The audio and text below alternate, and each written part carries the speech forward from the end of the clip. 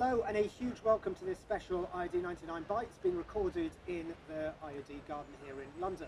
This is a special one because we are joined by three fantastic 99ers who've come together and are going to tell us a little bit about the initiative and festival they've created together and why it's incredibly important for any food entrepreneurs out there to come and be a part of it. So without further ado, I'm going to ask each one of them who they are, what they do, a little bit about their business, and then we're going to sort of have a little bit of a chat about how they came together, how the work has worked out between them, roles and things like this, and about the importance of collaboration and how networks and communities can play a significant part of that. So without further ado, Demoy, so a little bit about you and what you do. Sure. My name is Demoy Robertson. I founded a sales agency called Start Creative. We work with startup companies to create, implement and oversee benchmarking sales cycles. Fantastic. Demoy, nice and elevator pitch, 30 seconds to the point. Tara, over to you.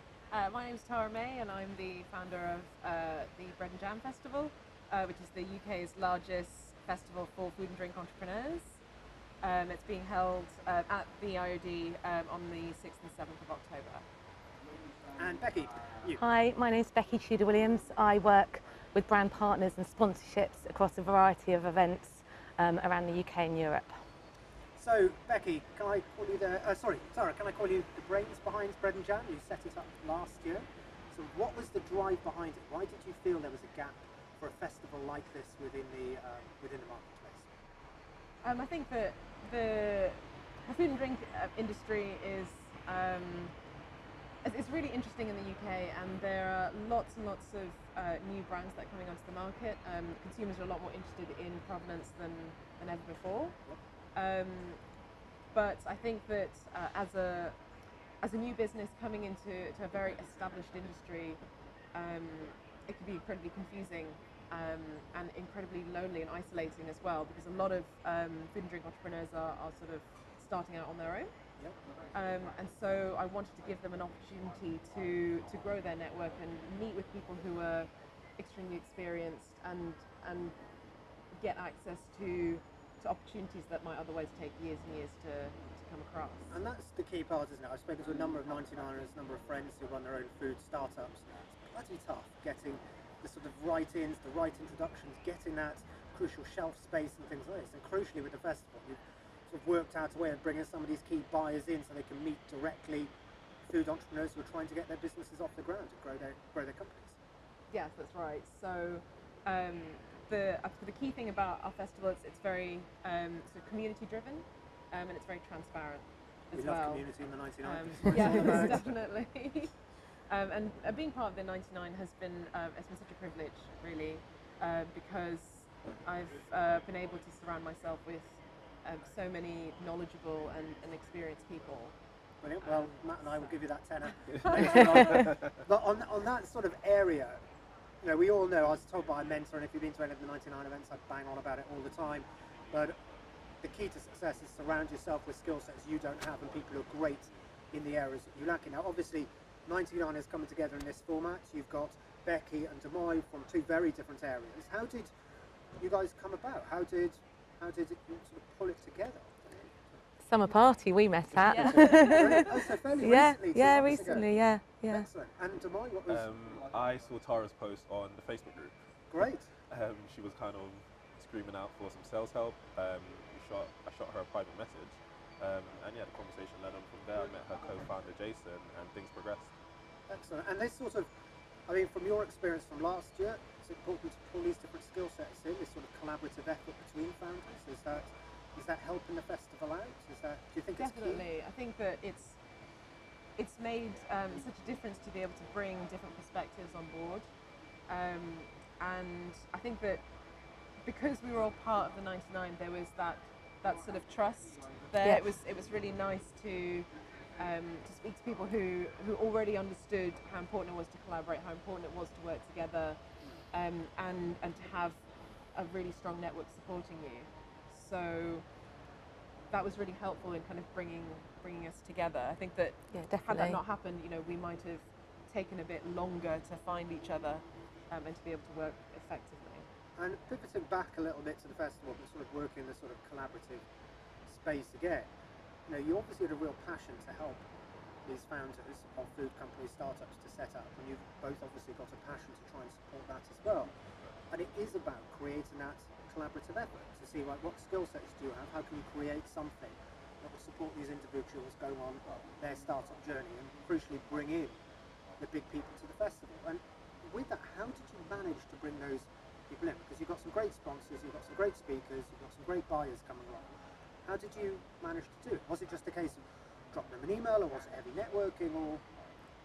I think that initially it was just an email, and then it sort of snowballed from there, because the thing that we keep hearing time and time again is that everybody was sitting in their office or sitting in their kitchens wishing that there was something like this out there, and so we didn't really have to push too hard to explain why it was worth their time. Yeah.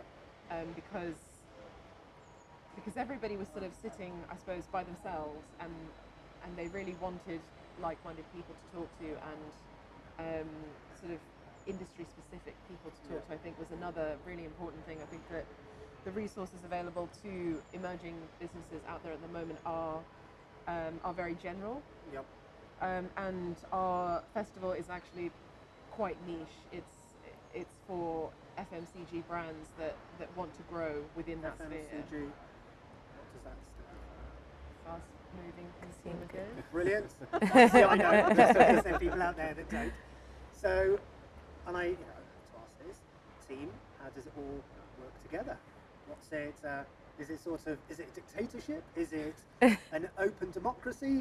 How does it all happen? Because it's always, speaking to 99ers and speaking to other groups, it is about, when you're creating a group of people and collaborative efforts and things like this, it is tough sometimes to manage that. But how to do it? I mean, Tara mentioned being part of a similar community where there is that trust already. What are the other things you feel played a part of? Becky, do you want? I think just we're just having that respect for each other and working together. We've met up a couple of times and spoken on the phone, and just keeping that sort of communication going, and knowing that we've all sort of got the same goal, really. So that's where it kind of... Brilliant. And Jamal? For me, collaborating has been amazing. Speaking to Tara and Jason quite consistently, they bounce things off me, I do the same to them. I always say, what do you think of this? And then we can move forward with it.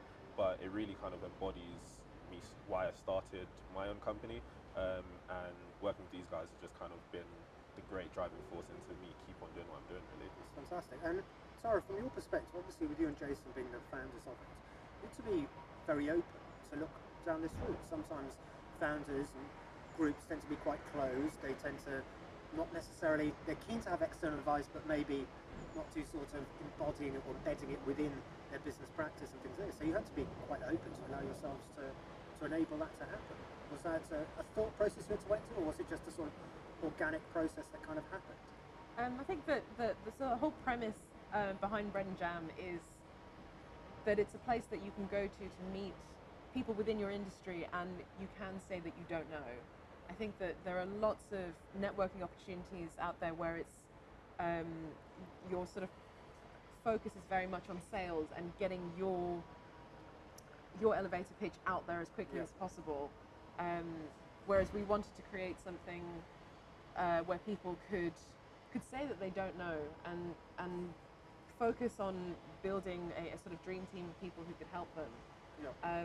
So for us, it was very natural to look for people with skills that we just didn't have, and certainly when Demoy and I met in the director's lounge and we were talking over what we were going to do, Demoy pretty much led the conversation. He was like, look, this is exactly what we're going to do, and don't do that, do this. This is how it's going to work. And that was really important to me, because I think that when you were running a business, there's this incredible pressure on you to be the leader and to know everything. And the whole point is that, I don't know, I have this vision, but I do need support, specialist help to do that. And I don't think that as a leader you should be expected to have all these skills. The skill that you need to have is picking people who can help you. Yeah. And I think that must be one of the key messages, that you've got to be very open to allow that to happen. And a lot of founder teams do struggle with that. I know, speaking to accelerators and things like this, they often talk about skill sets within founding teams and how do you do that, and how do you enable that to happen? And Becky, from your perspective, coming into this, was it sort of, were you concerned about the role you would play? Were you positive to see how open and Jason were in relation to wanting your skill sets and enabling you to do what you wanted to do and allowing you to do the role internally? Yeah, I thought both of them are really positive. Every time I've been speaking to them, they sort of understand that I've got the understanding of sponsors and how sort of brand partnerships work and events. So, and we've spoken quite openly about different sort of avenues to go down, different sponsors to sort of target, and yeah, I think the conversations, we've worked really well together to kind of work out the sort of key list to key people to target for the event. Brilliant. And Jamoy, from your perspective, how have you found it? Sure. Tara and Jason, because of the niche that Bread and Jam is working in, it's really straightforward from my perspective. So we've got kind of who we want to target, we know how we'd like to target them, and it's down to kind of me to create the moving parts within that. So the verticals have been quite straightforward from my perspective, and working with the guys has been seamlessly easy from that part because it is such a niche. Brilliant. Now, I'm going to come on to you in a second and ask for your one top tip of when you're pulling together people to collaborate. What would your advice be to other 99ers? But before, so I'll give you time to think about that. Before we do this, the festival is obviously a must-attend event for any founder within the food business. Any 99er out there, do check it out. And any non-99ers out there, it is an incredibly important festival to be a part of. But if you're going to sell it on sort of one or two bullet points, maybe one from each of you, why should a food entrepreneur, why should a food founder attend Bread and Jam? Tara, should I start with you and then? I think it's it's the UK's largest community of food and drink entrepreneurs. Right from people who are just starting out to people who are trading, in the millions. And I suppose the good thing about it is that at this festival, everybody is an equal. You can go up to anybody and have a conversation, and I think that is a really remarkable thing. Brilliant. Jamoy, what would be your? I would say it's 2 days where you leave your business at the door and you come to learn. First and foremost, because knowledge, the abundance of knowledge that is at the event, from the speakers to the people that you can pitch to even Tara and Jason, getting that education is key to move your business forward. But then also the idea that you can meet people that can potentially, take your business from point A to point B and actually scale are the two main things that I would say are the most important things about the event. Brilliant. And Becky? I think they both answered quite a lot, but I think it's just a fantastic way to get support and to network. And if you have got a small business, it's like the amount of support and contacts that you can get from this event is phenomenal. So I think it's a great event to go to. Fantastic. So you've heard it. This is why you need to be a part of it. Now, if there are any other 99ers out there, and I know there are a few within the network already doing collaborative efforts and creating new businesses between themselves, to hear it from three 99ers running businesses in three very different sectors, what would be your key pieces of advice when you're thinking about collaborating with other entrepreneurs or other founders from different companies when you're pulling something together? Tara, shall I start with you? Me again. I think that it's really important to know what you bring to the table and what you're looking for. I think that sometimes it's really tempting to collaborate with people who are just like you because you get each other and you relate very quickly. But actually, it's much better to find people who maybe have the same values but have completely different skill sets, so that there's never any crossover of what you're doing.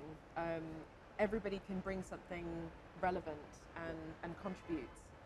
So I think that's what I'd say. Brilliant. Becky? I think keeping communication up, because you're all everyone's entrepreneurs and doing their own sort of projects in different areas. So just making sure that you keep communication up between all of you is key. Try and have those sort of weekly meetings or weekly calls just to make sure that you're not sort of going down, sort of losing that momentum. Yeah, fantastic. And Demoy? Something that Tara touched on was vision and values. So understand someone's vision, make sure you have that conversation and kind of get really in depth about what you guys want and what you'd like to achieve. Create strong touch points and strong kind of communication streams, as Becky mentioned, and stick to it. But just managing expectations and having the same vision, I think, is really important. Brilliant. So you've heard it from three entrepreneurs here, three founders who are working together to create something unique and something very special. From communication being absolutely key, to be willing to have that open and honest conversation with yourself and any other founders you might have in relation to the skill sets you don't have and how you can get people on. And also, as Demai mentioned, having a clear vision, mission and values around what you're trying to do so expectations are set. Collaboration from our side is absolutely key. We see it time and time again within the IoD and within the IoD 99. We all know we all run some great businesses, some really exciting businesses, but wouldn't it be quite special if they could be even better by pulling together some amazing skill sets we have within the community. So we hope you found something useful out of this. Tara, Demai, Becky, thank you so much for being a part of this. Have a great week, and if you are a food entrepreneur, or if you're interested in it, attend this festival and do spread the word. Thank you very much.